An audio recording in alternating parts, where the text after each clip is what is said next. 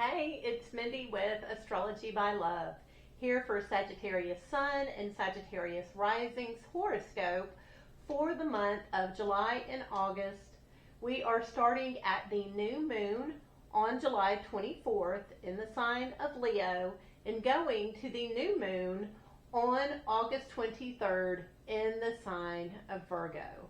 So I appreciate you hanging out with me today, Sagittarius. I'm doing something new for Leo season.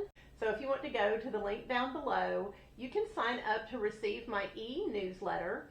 Everyone who signs up by the end of Leo season, by the 22nd of August, will be entered to win a free 60-minute astrology natal chart reading with transits from me. So if that's something you would like, definitely sign up for my e-newsletter. The link is below. Also, please like and subscribe. And if you know anybody else who wants to live their life in accordance with the rhythms and the flow of the universe, please share these videos with them. So I appreciate you, Sagittarius. Let's go ahead, jump in, and get started. So Sagittarius, this new moon on August 24th is in the sign of Leo. So this is your 9th house. This is long distance travel, long-term learning. This is your calling. This is what you want to master in this life. So there is going to be a beautiful new start there. Also with this new start is a connection to Saturn and Neptune that have newly entered your 5th house. So the 5th house is your kiddos. This is your passion projects, creativity. With Saturn and Neptune recently moving into this 5th house, Saturn and Neptune are helping you to formalize the dream. So this is putting your artistic talents, your fun, it's making it a concrete reality. It's causing you to put a plan into action. And so something about this new start in the 9th house around your calling and what you're wanting to master is complementing what Saturn and Neptune are working on in your 5th house, putting these creative and fun times into order. Then on July 25th, the Sun, still in that 9th house of higher learning, of long distance travel and mastery, the Sun opposes Pluto. So Pluto has recently entered your 3rd house. So this may be a neighbor who's turned into a nuisance or a stalker. This may be some kind of transformation around your siblings, your cousins, the environment that you don't really choose in your life. There's some kind of power struggle there between your calling, your destiny, what you're wanting to accomplish, and what's going on in the neighborhood. So that's a little bit of a tense energy that day. That is on July 25th, and it is fast moving. Just be aware of it, Sagittarius. Then on July 31st, Venus moves into Cancer. So Cancer is your 8th house. This is your partner's money, y'all's shared resources. This is the secrets you keep together. This is lovemaking. So I highly recommend that as a beautiful use of Venus in your 8th house. This could also be success with investments. Also on July 31st, we have a Mercury cazimi. So Mercury has been going retrograde in that 9th house. You've been going back over, what am I supposed to be doing in this world? What is my calling? What do I need to be mastering? And Mercury and the Sun line up in a Mercury cazimi on the 31st. During this Mercury cazimi, it is an excellent, excellent time, Sagittarius, to meditate. Ask the universe, please guide me. If you don't know what your calling is, if you don't know the area of life you're supposed to be mastering, this is an excellent time to meditate and request that help and guidance from the divine, and they will deliver.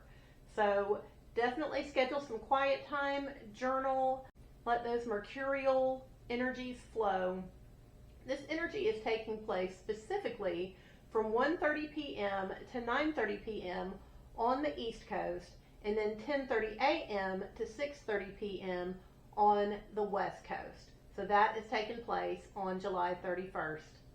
Then on July 1st, Venus, newly in that 8th house, makes a square, a 90-degree angle. This is a frustrating, irritating connection to Saturn and Neptune in that 5th house. So something about your partner's money or y'all's bed pleasures is frustrating this fun that you've been structuring, that you've been trying to get together and you've been focused on. This is a fast-moving energy, but that takes place on August 1st. Then on August 6th, Mars moves into Libra. So Libra is your 11th house. This is your friends. These are the people you have to make an effort to hang out with. And with Mars there, you are going to be motivated to hang out with your friends. This may be friendly competition with your friends. This may be competing to see who can raise the most money for a charity, or competing to see who can get the most customers at work. Be careful, because this can turn into a bit of an aggressive energy if left unchecked, but Mars will be there for 2 months, so just be aware of this energy, Sagittarius. Then on August 8th, Mars in that 11th house of friendships sextiles Uranus. So Uranus has recently moved into your 7th house. Uranus in your 7th house can cause your partner to be unpredictable. Maybe they have quit speaking to you or quit coming around for a moment. But there is a level of chaos with your partner that's heightened. That's very unusual. And so something about this aggression with your friends, being energized by your friends, hanging out with your friends, is complementing this, oh my gosh, my partner's gone crazy sort of energy that's been happening. Then on the 10th, Mars in that 11th house of chosen friends in the sign of Libra makes a friendly connection, a trine, to Pluto in your 3rd house.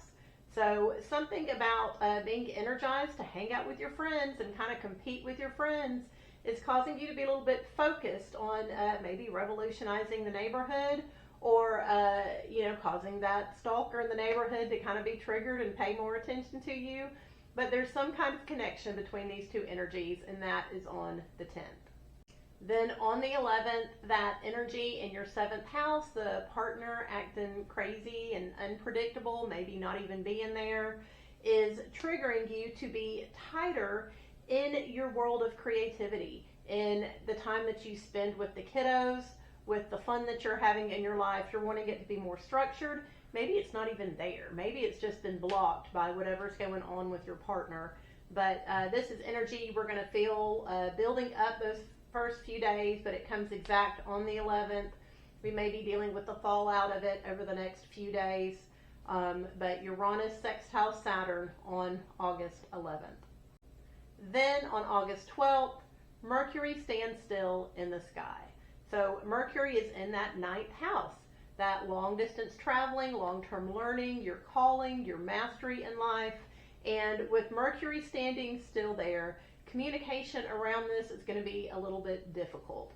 So whenever Mercury stands still, traffic's not great. It doesn't flow easily. Communication's not great. Mercury standing still in the sky is very much writer's block. Just know not a lot's going to be happening along the lines of your long-term learning or calling or destiny in this world. However, also on the 12th, Venus and Jupiter come together in your 8th house. So Sagittarius, very much just spend the day in bed with your partner if you can find them, if they'll quit being all weird.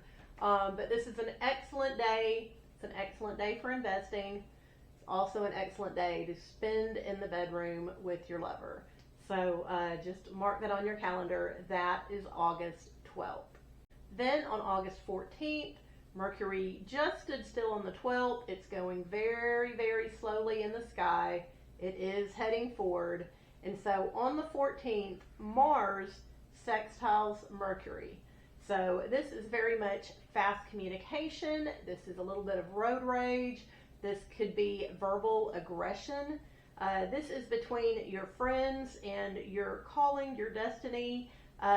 There may be some squabbles about long distance travel or any plans y'all had together maybe to learn, to master whatever it is you're calling and trying to master in your life. On the 15th, Mars moves ahead of Mercury.